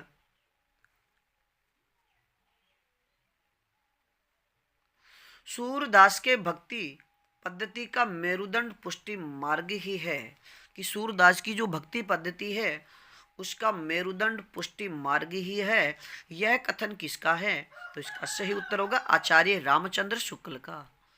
अगला प्रश्न, बसो मेरे नैनन मैं नंदलाल यह पद किसका है? बसो मेरे नैनन मैं नंदलाल यह कथन किसका है? तो इसका सही उत्तर होगा मीराबाई का। अगला प्रश्न, मोर पखा सिर ऊपर राखी हूँ गुंज की माल गले पहिरोंगी, कि मोर पखा सिर ऊपर राखी हूँ गुंज की माल गले पहिरोंगी यह पंक्ति किसकी है? तो इसका सही उत्तर होगा कवि रसखान की। और मित्रों याद रखिएगा कि जो कवि रसखान है इनका मूल नाम सैयद इब्राहिम था। अगला प्रश्न, संतन को कहाँ सीकरी सो काम, संतन को कहा सीकरी सो काम यह प्रसिद्ध पंक्ति किसकी है? तो इसका सही उत्तर होगा कुंभन दास की। अगला प्रश्न, आगे होने वाले कवियों की श्रृंगार और वात्सल्य की जो उक्तियां हैं वह सूर की झूठी सी जान पड़ती है। आगे होने वाले जो कवि है उनकी जो श्रृंगार पद्धति और वात्सल्य की जो उक्तियां हैं वह सूरदास की झूठी सी जान पड़ती है। तो यह कथन किसका है? तो इसका सही उत्तर होगा आचार्य रामचंद्र शुक्ल का। और मित्रों अब श्री संप्रदाय के प्रवर्तक कौन हैं? श्री संप्रदाय के प्रवर्तक कौन हैं? तो इसका सही उत्तर होगा श्री रामानुजाचार्य। मित्रों याद रखिएगा कि श्री संप्रदाय के प्रवर्तक श्री रामानुजाचार्य हैं। अगला प्रश्न, निम्बार्काचार्य ने कौन सा संप्रदाय चलाया था? यानी निम्बार्काचार्य ने कौन सा संप्रदाय चलाया था? तो इसका सही उत्तर होगा सनक संप्रदाय। मित्रों, ये कूट भाषा का प्रश्न भी आपके लिए बनता है कि एक तरफ संप्रदाय रहेगा, एक तरफ उनके प्रवर्तक, तो मिलान करने से संबंधित प्रश्न भी आपसे पूछा जा सकता है। और एक तरफ संप्रदाय और एक तरफ उनके प्रवर्तक का नाम दिया होगा, तो और फिर पूछा जाएगा कि इनमें से कौन सा असंगत है। तो प्रत्येक संप्रदाय का नाम, उसके प्रवर्तक का नाम आप अच्छे से याद रखिएगा। बात करें अब अगले प्रश्न की। रुद्र संप्रदाय के प्रवर्तक कौन है? रुद्र संप्रदाय के प्रवर्तक कौन है? तो इसका सही उत्तर होगा विष्णु स्वामी। अगला प्रश्न, ब्रह्म संप्रदाय किसने चलाया था? ब्रह्म संप्रदाय किसने चलाया था? तो इसका सही उत्तर होगा मध्वाचार्य ने। अगला प्रश्न, गुरु रामानंद ने कौन सा संप्रदाय चलाया था? गुरु रामानंद ने कौन सा संप्रदाय चलाया था? तो इसका सही उत्तर होगा रामावत संप्रदाय। और मित्रों, आपको बता दें कि गुरु रामानंद के द्वारा वैराग्य दल की, यानी वैरागी दल की स्थापना भी की गई थी। तो आपसे यहाँ से दो प्रश्न बनेंगे कि एक तो रामावत संप्रदाय के प्रवर्तक गुरु रामानंद, और वैरागी दल की स्थापना किसके द्वारा की गई? तो गुरु रामानंद के द्वारा। अगला प्रश्न, स्मार्त संप्रदाय के प्रवर्तक कौन थे? स्मार्त संप्रदाय के प्रवर्तक कौन थे? तो इसका सही उत्तर होगा शंकराचार्य। और मित्रों, बात करें अगले प्रश्न की। गुरु नानक के पुत्र श्रीचंद ने कौन सा संप्रदाय चलाया था? गुरु नानक के पुत्र श्रीचंद ने कौन सा संप्रदाय चलाया था? तो इसका सही उत्तर होगा उदासी संप्रदाय। और मित्रों, आपको बता दें कि सिख धर्म के संस्थापक गुरु नानक के दो पुत्र थे, लक्ष्मीचंद और श्रीचंद। तो जो श्रीचंद थे, उनके द्वारा उदासी संप्रदाय चलाया गया था। अगला प्रश्न, राधा वल्लभ संप्रदाय के प्रवर्तक कौन थे? राधा वल्लभ संप्रदाय के प्रवर्तक कौन थे? तो इसका सही उत्तर होगा स्वामी हरिदास। अगला प्रश्न,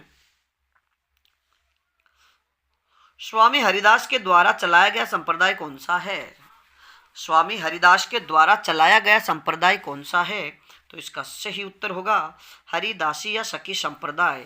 मित्रों, इन स्वामी हरिदास के द्वारा चलाए गए संप्रदाय को हरिदासी संप्रदाय तो कहा जाता ही है, इसे सखी संप्रदाय के नाम से भी जाना जाता है। अगला प्रश्न, चैतन्य या गौड़ीय संप्रदाय के प्रवर्तक कौन है? चैतन्य संप्रदाय या गौड़ीय जो संप्रदाय है, इसके प्रवर्तक कौन है? इसका सही उत्तर होगा चैतन्य महाप्रभु। अगला प्रश्न, संत वीरभान ने कौन सा संप्रदाय चलाया था? संत वीरभान ने कौन सा संप्रदाय चलाया था? तो इसका सही उत्तर होगा साधो संप्रदाय। अगला प्रश्न, संत जगजीवन दास द्वारा चलाया गया संप्रदाय कौन सा है? संत जगजीवन दास द्वारा चलाया गया संप्रदाय कौन सा है? तो इसका सही उत्तर होगा सतनामी या सत्यनामी संप्रदाय। अगला प्रश्न, स्वसुखी शाखा के प्रवर्तक कौन है? स्वसुखी शाखा के प्रवर्तक कौन है? तो इसका सही उत्तर होगा रामचरण दास। अगला प्रश्न, तत्सुखी शाखा के प्रवर्तक कौन है? तत्सुखी शाखा के प्रवर्तक कौन है? तो इसका सही उत्तर होगा संत जीवाराम। मित्रों, याद रखिएगा, स्वसुखी शाखा के प्रवर्तक रामचरण दास और तत्सुखी शाखा के प्रवर्तक संत जीवाराम थे। अगला प्रश्न, अद्वैतवाद के प्रवर्तक कौन है? अद्वैतवाद के प्रवर्तक कौन है? तो इसका सही उत्तर होगा शंकराचार्य। अगला प्रश्न, रामानुजाचार्य द्वारा चलाया गया दर्शन कौन सा है? रामानुजाचार्य द्वारा चलाया गया दर्शन कौन सा है? तो इसका सही उत्तर होगा विशिष्टाद्वैतवाद। अगला प्रश्न, द्वैतवाद के प्रवर्तक कौन है? द्वैतवाद के प्रवर्तक कौन है?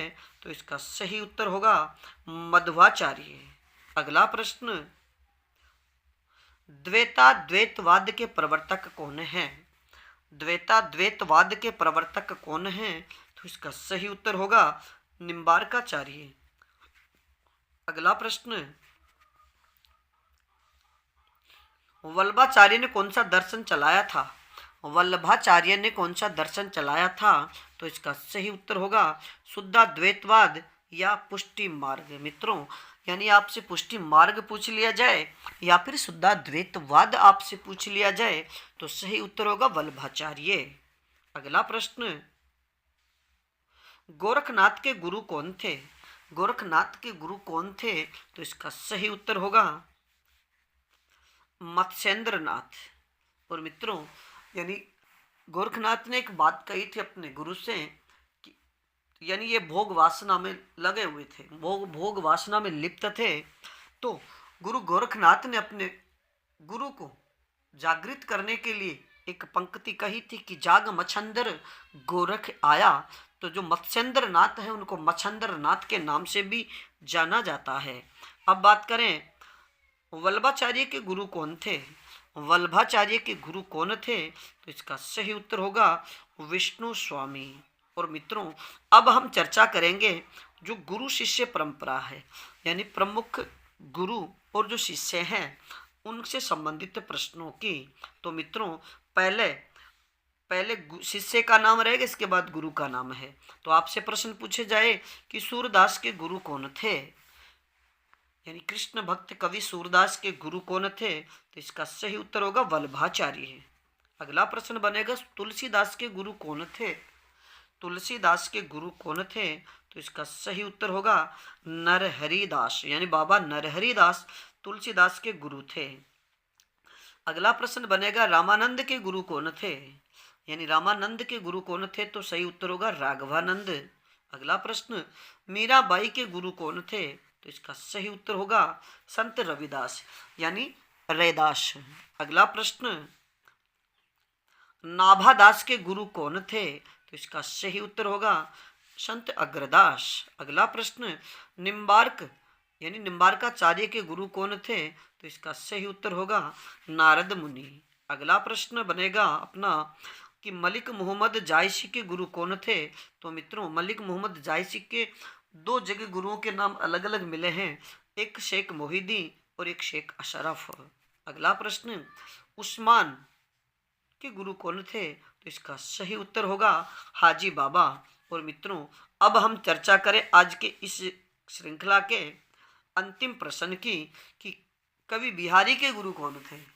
कवि बिहारी के गुरु कौन थे? तो इसका सही उत्तर होगा बाबा नरहरिदास। तो मित्रों, आज के लिए इतना ही, बाकी फिर मिलेंगे एक नए टॉपिक के साथ में। तब तक आप अपने अध्ययन में जुटे रहिएगा और इस श्रृंखला में अगर किसी प्रकार की त्रुटि हो तो वो हमें आप कमेंट्स में ज़रूर बताइएगा। और मित्रों, आपको बता दें कि अपनी पाठशाला बाय BN सर जो चैनल है, इस पर अगर आप नए हो तो हमारे चैनल को लाइक कीजिए, सब्सक्राइब कीजिए और अपने मित्रों तक इस श्रृंखला को शेयर जरूर कीजिएगा। धन्यवाद।